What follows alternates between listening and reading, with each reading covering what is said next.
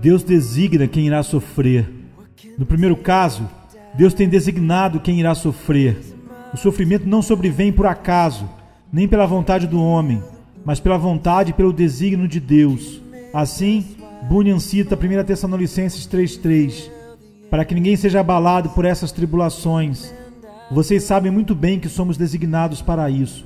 Bunyan nos relembra que não devemos pensar que o sofrimento é algo estranho para quem teme a Deus, como diz 1 Pedro 4,12, e ele apela para Apocalipse 6,11, onde é dito aos mártires sob o altar no céu que esperassem um pouco mais até que se completasse o número dos seus conservos e irmãos que deveriam ser mortos.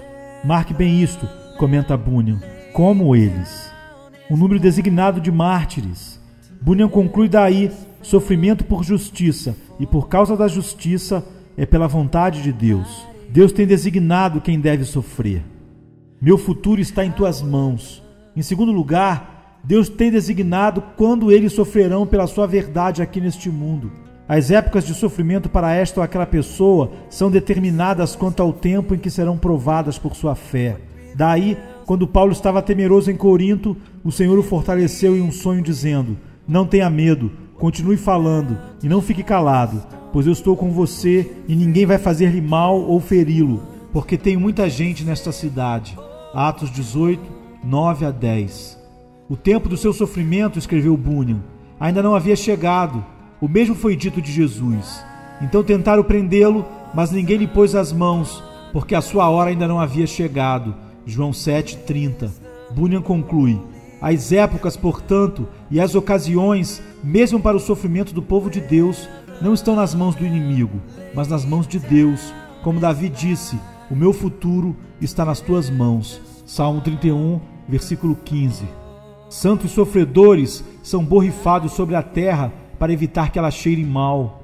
Em terceiro lugar, Deus tem designado onde este, aquele ou outro bom homem qualquer deve sofrer. Moisés e Elias, quando apareceram no Monte Santo, contaram a Jesus os sofrimentos que ele deveria cumprir em Jerusalém.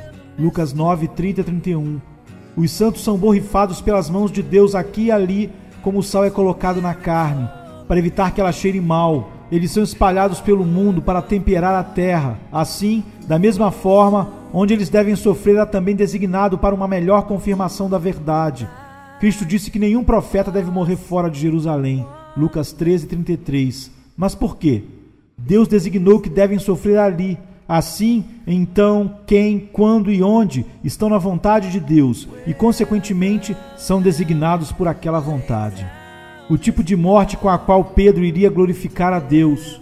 Em quarto lugar, Deus tem designado que tipo de sofrimento pelo qual este ou aquele santo deverá passar. Deus disse que mostraria a Paulo antecipadamente quantas coisas ele deveria sofrer por sua causa, em Atos 9:16. E está dito que Jesus indicou a Pedro antecipadamente o tipo de morte com o qual ele iria glorificar a Deus, João 21:19. Assim como Deus designa a época, o lugar e as pessoas, assim é também com o tipo de sofrimento que suportamos. Eles estão todos escritos no livro de Deus, e apesar de que a escrita nos pareça ilegível, Deus a compreende muito bem. Está designado qual dos santos deve morrer de fome, quais a espada, os quais deverão ir ao cativeiro e quem deverá ser comido pelas feras. Conclua-se então que é aparente pelo que vimos que os sofrimentos dos santos são ordenados e dispostos pela vontade de Deus. Podemos até mesmo ir mais além com Bunyan, quando ele mostra por qual verdade seus santos deverão sofrer e ainda através de qual mão e por quanto tempo. Mas perguntemos, qual é o propósito de Deus nessa exposição da soberania no sofrimento? John Bunyan nos diz claramente: eu tenho em poucas palavras lidado com isto para mostrar que nossos sofrimentos são ordenados e preparados por Ele, para que vocês possam sempre, quando tiverem problemas por causa do seu nome, não cambalear ou ficar incertos, mas ficar controlados, calmos, quietos em sua mente e digam: seja feita a vontade do Senhor. Atos 21:14. A misericórdia de sofrermos e não sermos torturados. Mais uma vez ele alerta contra o sentimento de vingança. Aprenda a compadecer-se e a lastimar a condição do inimigo. Nunca nutra rancor contra eles por causa da sua presente vantagem. Não se aborreça por causa dos maus, nem tenha inveja dos ímpios, diz Provérbios 24:19. Não se aborreça, apesar de eles estragarem seu descanso. Foi Deus quem lhes ordenou que fizessem isto, para testar a sua fé e sua paciência. Não lhes deseje mal algum pelo que estão tirando de você. É a paga do trabalho deles, e logo vai parecer a eles que muito bem mereceram esta paga. Bendiga a Deus que você não será contado com eles. Quão amavelmente, portanto, Deus lida conosco quando escolhe afligir-nos por um pouco de tempo, para que com a bondade eterna tenha misericórdia de nós, como diz Isaías 57, de 7 a 8. Não produzem fruto, pois não há inverno ali. A chave para sofrer corretamente é ver todas as coisas nas mãos de um Deus misericordioso, bom e soberano, e viver em Deus, que é invisível.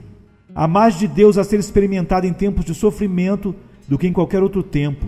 John Bunyan prossegue: existem coisas de Deus que podem ser observadas em um dia e noutro não. Seu poder em sustentar alguns, sua ira em abandonar outros e fazer com que arbustos fiquem firmes, enquanto permite que cedros caiam, o tornar em tolice o conselho dos homens e fazer com que o diabo passe a perna em si próprio, o conceder a sua presença ao seu povo e o abandonar seus inimigos nas trevas, o revelar a retidão dos corações dos seus santificados e a exposição da hipocrisia de outros. Tudo isso são maravilhas espirituais operadas no dia de sua ira, do redemoinho e da tempestade.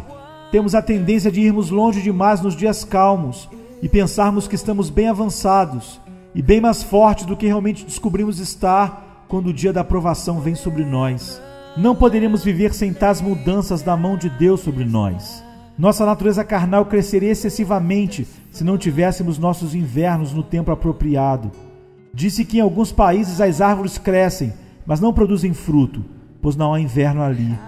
Assim, Bunyan roga ao seu povo que se humilhe debaixo da poderosa mão de Deus e que confie que tudo será para o seu bem. John Bunyan diz: permita rogar-te que não ficarás ofendido, quer com Deus, quer com os homens, se a cruz sobre ti for pesada. Com Deus, pois ele nada faz sem uma causa. Com o homem, pois são servos de Deus para o teu bem. Toma, portanto, agradecidamente o que te vem da parte de Deus através deles. Se estiver em seu coração fugir, fuja. Se alguém perguntar se podemos aproveitar as oportunidades para nos livrar do sofrimento, John Bunyan responde: você pode fazer conforme estiver em seu coração. Se estiver em seu coração fugir, fuja. Se estiver em seu coração ficar firme, fique firme. Qualquer coisa, menos o negar a verdade. Aquele que foge tem autorização para fazê-lo. Sim, a mesma pessoa tanto pode fugir como permanecer, dependendo da chamada e da obra de Deus em seu coração. Moisés fugiu, Êxodo 2,15. Moisés permaneceu, Hebreus 11:27. Davi fugiu, 1 Samuel 19:12. Davi permaneceu, 1 Samuel 24:8. Jeremias fugiu, Jeremias 37:11-12. Jeremias permaneceu, Jeremias 38:17. Cristo retirou-se, Lucas 19:10. Cristo permaneceu, João 18:1-8. Paulo fugiu, 2 Coríntios 11:33. Paulo permaneceu, Atos 20:22-23. Há poucas regras neste caso. A própria pessoa está mais capacitada para julgar sua força atual e qual a força deste ou daquele argumento em seu coração, para fugir ou ficar. Não fuja por temor servil, mas porque fugir é uma ordenança de Deus abrindo uma porta de escape, a qual é aberta por sua providência, e o escape é aprovado pela palavra de Deus. Mateus 10:23 diz: se, portanto, quando você tiver fugido, for apanhado, não fique desgostoso com Deus ou com o homem. Não com Deus, pois você é servo dele, e sua vida e você mesmo lhe pertencem. E não com o homem, pois ele nada é senão a vara de Deus, a qual foi designada neste aspecto para lhe fazer o bem. Conseguir escapar? Ria. Foi apanhado? Ria. Quero dizer, regozije-se. Não importa os rumos que as coisas tomarem, pois a balança ainda está nas mãos de Deus. É isto que Bunyan quer dizer com viver em Deus que é invisível. Esta é a fé que torna a pessoa radicalmente livre, corajosa e intrépida na causa de Deus e da verdade. A vida de John Bunyan não se ergueu da areia, cresceu como uma grande árvore na rocha da verdade de granito, que é a soberania de Deus sobre todo o seu sofrimento. Amém.